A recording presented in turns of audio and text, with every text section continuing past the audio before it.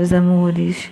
Vamos para a aula de ciências hoje. Vocês vão pegar o livro de ciências e vamos colocar na página 28. Vamos falar um pouquinho sobre o solo. Você já se perguntou a respeito do chão sobre o qual crescemos e vivemos? Vamos fazer alguns questionamentos aqui, ó. De que você acha que é feito o solo em que pisamos? Será que todos os solos são iguais? Como cada solo se formou? Todos os seres vivos habitam a crosta terrestre, camada mais externa do nosso planeta. O solo é a superfície sólida da crosta terrestre, onde pisamos, plantamos e construímos.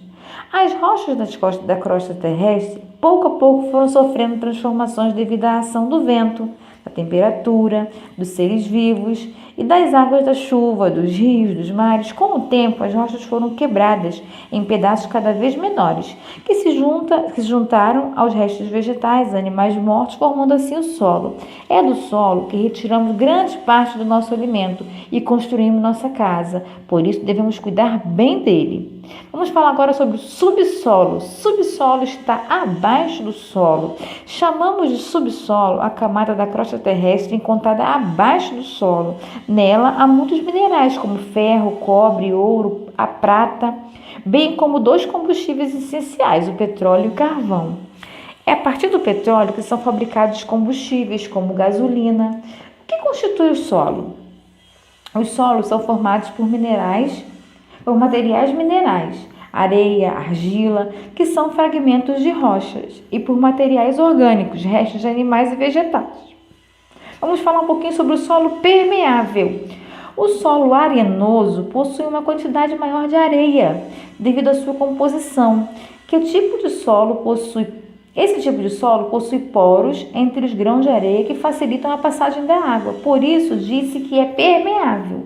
Então, o solo arenoso é o solo permeável. Lembra da areia da praia? É tipo isso. Por causa da sua permeabilidade, o solo arenoso não acumula água e é pouco úmido. Costuma formar terreno seco e precisa ser irrigado.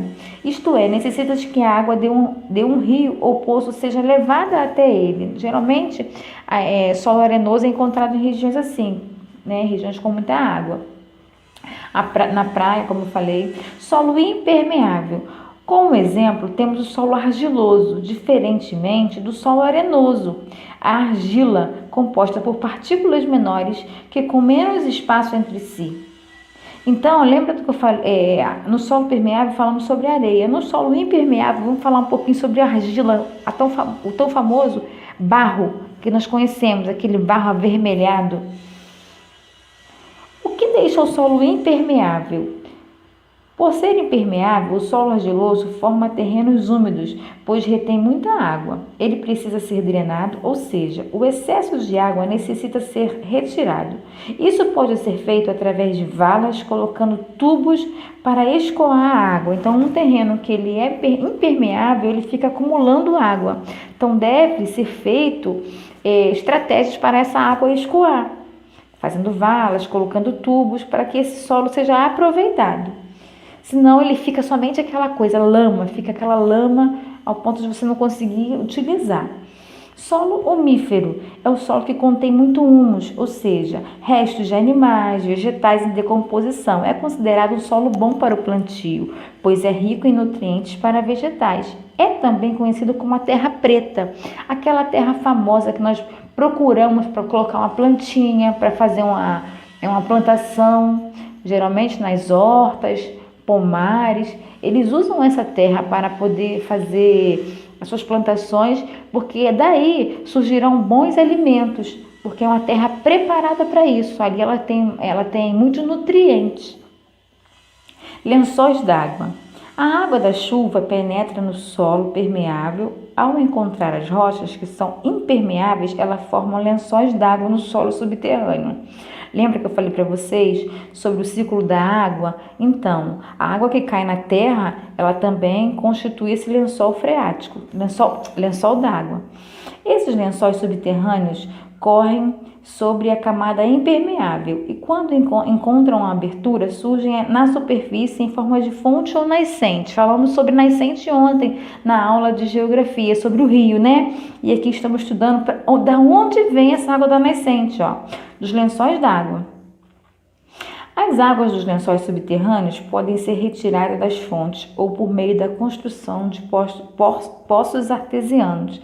Quando geralmente você vai a algum lugar que tem poço artesiano, esse poço é cavado até chegar ao lençol d'água, que lá encontra-se uma quantidade boa de água para usar na casa, na rotina da casa, né? Então, como falamos, encontramos água em vários lugares, basta sabermos cuidar dela, tratar dela com respeito, com cuidado, sem poluir, porque é dela que retiramos também parte da nossa vida. Sem esse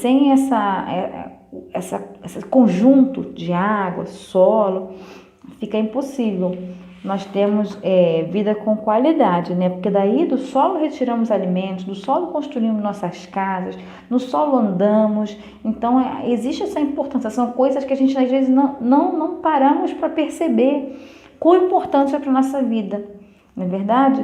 Então vocês vão ficar com esse conteúdo, vão responder a página 30, vão responder a página 31 e vão responder também a página 32, né?